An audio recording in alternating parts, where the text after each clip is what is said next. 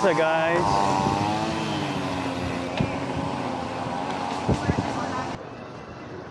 Ganun yun, buti ka bagsak stocks.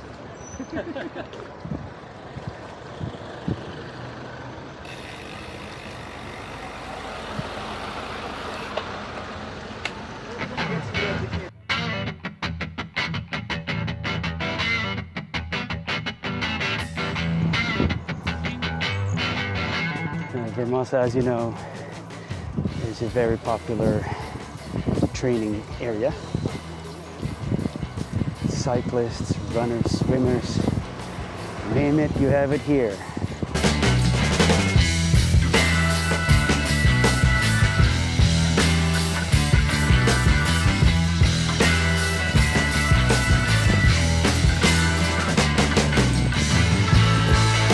For the program, you're watching Sean Bike. My name is Sean Santamaria. Today I'm with my South Tropa. Thinking whether I should train today or not. I just signed up for a duathlon for September. So to train or not to train, that is the question.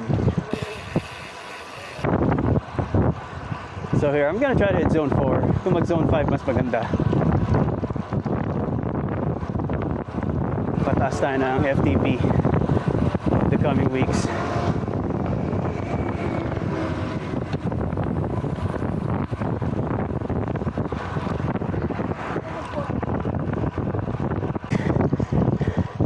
Thank you, thank you.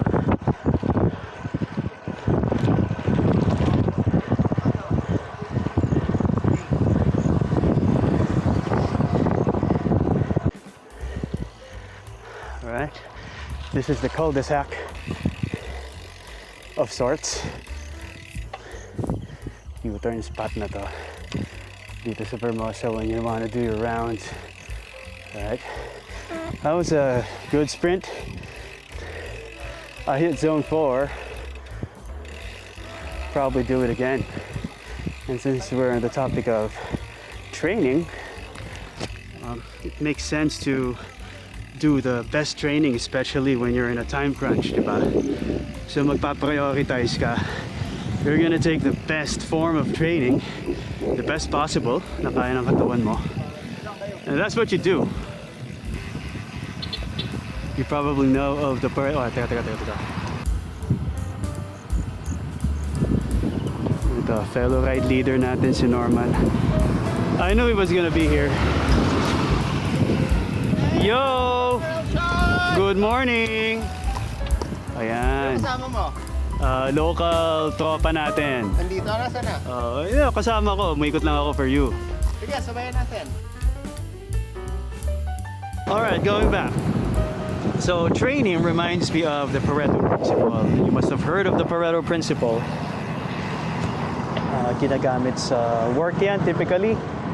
If you're an office person, if you're a business person, you've probably attended seminars or learning sessions, or meron kayong coach or boss or an organizational development team na nagturo sa inyo some way somehow ng Pareto Principle.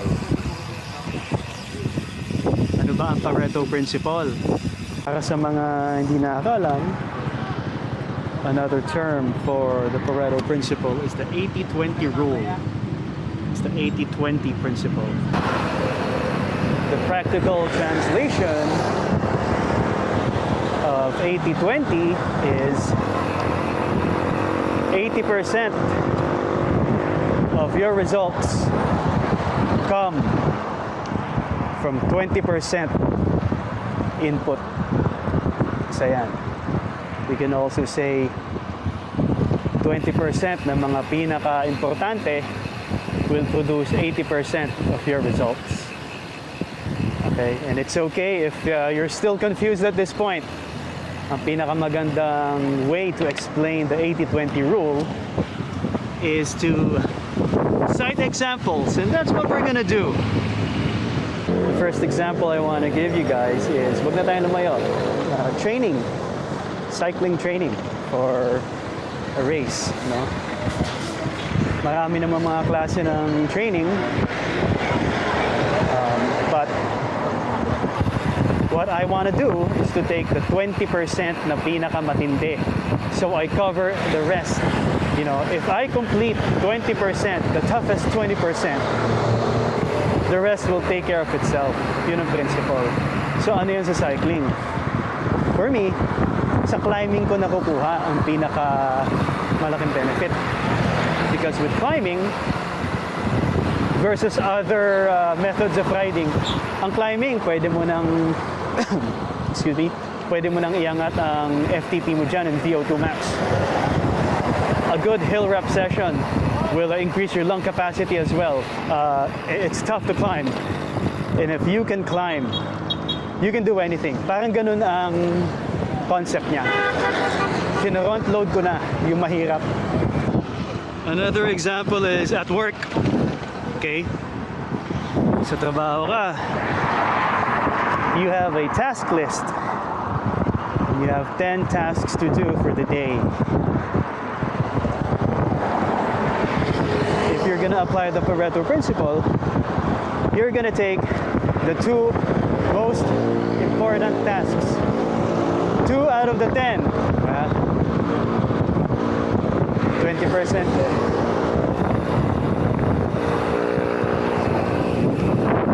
And as a principle nga, completing the 2 most difficult, most important ones, ang laking impact nun sa remaining tasks for the day. Anong alam natin sa Pareto Principle? Paki-explain. Oh, my recall is it's an 80-20% share, where 20% only is being used to produce 80% productivity. Yan. Pwede mo akong bigyan ng practical example. Oh, well, I think siguro biking, no? Oh. If you're skilled, then you can only use 20%, but it produces 80% efficiencies. Yan, di ba? Good example. Nice one. Let me give you a few more examples. Sa clothing, lahat ba ng damit mo nasusuot mo? Sapatos, lahat ba ng sapatos mo nasusuot mo? Right? If you have 20 pairs of shoes, 20% lang naman talaga nasa rotation mo. Sa 20 pairs, 4 na pares lang naman talaga ginagamit mo dyan. Diba? Sa damit, ganun din. One thing to remember pala ha, 80-20, 20-80, this is not absolute. Diba? Minsan 60-40 yan, minsan 70-30, minsan 90-10. Diba? What's important here is the principle. Majority versus minority, where minority of the causes produce majority of the results. So hindi perfect 80-20, pero the 80-20 principle came from this Italian, I'm not sure if it was a doctor or a scientist or whatever, but his name is Vilfredo Pareto, and he observed na sa mga tanim niya,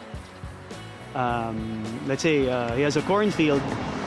Sa buong cornfield, 20% lang naman ng kanyang tanim ang nagbibigay sa kanya ng harvest. So that's what he observed, and he applied this to other stuff, and naging principle na nga siya. The principle could also be applied to your work hours in a day. Right? Let's say you work 10 hours. Ang pinaka-meaningful na work mo is completed in 2 hours lang. 2 hours ka lang naman talaga hataw and in deep thought. The rest will take care of itself. Another example, sa mga kaibigan. Hindi naman lahat ng kaibigan same level of trust and confidence. Diba? Sa buong circle of friends mo, 2, 3, 4, pinakamadami na yan. Yung mga talaga matatawag mong in your real circle of trust. Right? Simple lang naman ang practical use ng Pareto Principle eh. Just concentrate on the vital few that produce the best outcome. At the end of the day, it's about being smart. Narinig yun na yung saying, of course. Don't work hard, work smart. The Pareto Principle is about knowing how to prioritize, being efficient. And I'm sorry if I'm turning this vlog into a lecture of sorts. Malapit sa puso ko kasi ito. Leadership,